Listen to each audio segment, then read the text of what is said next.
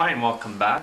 I just noticed on my STIHL 180C chainsaw that it's got a leak in the fuel line about the size of a hair. So I'm sending this saw to my dad and I want to make sure that everything is perfect on it.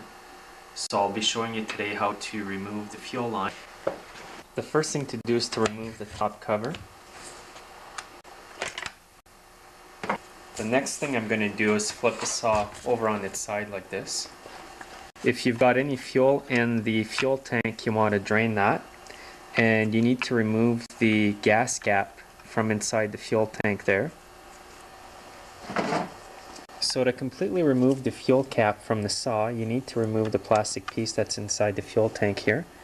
You can grab a piece of wire that's bent like this, and you need to grab the catcher inside and then move it up like this and remove the cap completely. And it's the same procedure for the oil cap as well. You don't need to empty out the oil. You've got both caps off. What you need to remove are the torque screws. There's one here, there, and here. And you need to remove the small torque screw here as well that holds part of the chain brake. So it's a number T27 torque screwdriver.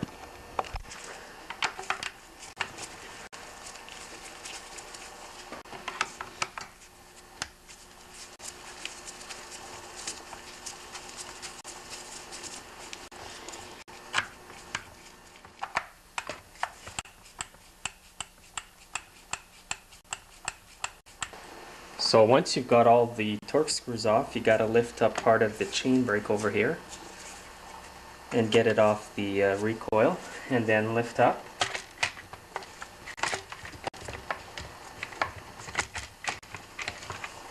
Sometimes it's a bit tricky getting it out, so get that off. Now I'm going to put back the oil cap back on. And I'm not going to put the fuel cap back on, I'm going to leave it like that. So this is where your fuel line is over here. You can see it's connected on the carburetor. It's a fitted line. It's got to be bought from STIHL, and it works its way down into the fuel tank here. Now to remove the fuel line, you need to pop up the choke lever from plastic casing here. You got to be really careful with this so you don't break the plastic. So I've got a good flat screwdriver, and I'm just going to pry up till I hear it snap. Just like that, and just leave it there. You don't need to take it off any further. The next thing we need to do is to disconnect the fuel line from the carburetor over here, right where my screwdriver is, with a small flat screwdriver. So just push it back like this, and it's off. So once you've got it off the carburetor, what you need to do is to fully push it out of the way, like that. Then you can start pulling up on the fuel tank gently, and then just dislodge the fuel line from underneath the choke lever.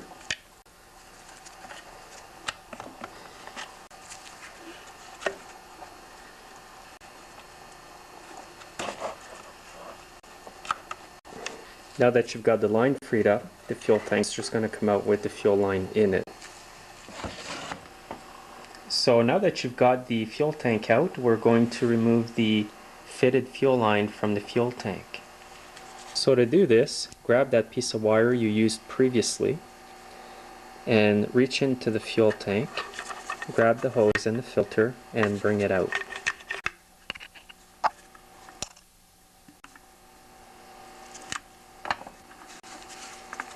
And we're going to remove the filter right out of the fuel tank, just like this. Then grab the fuel line right at the filter and twist and remove. Now that the filter's off, all we have to do is to remove the line from the fuel tank just by pulling on it. You can grab the tab here and pull, and the whole fuel line's going to come out. This fuel line still looks good. But the problem I was having is when I would come back and use the saw after letting it sit, there would be a slight fuel leak on the ground where the saw was. So I took the cover off, and by chance I saw a bit of gas spring out of here from a hole about the size of a hair, and it was wet here, so it didn't always do it, but it was enough to leave a bit of fuel leak. And if you have a little hole like that, what's going to happen eventually is your saw is not going to run right because it's going to be sucking in air. So this is the end of part one. I have to go and purchase this line. They do have it in stock on my local STIHL dealer. And in part two, I'm going to show you how to reinstall this fuel line.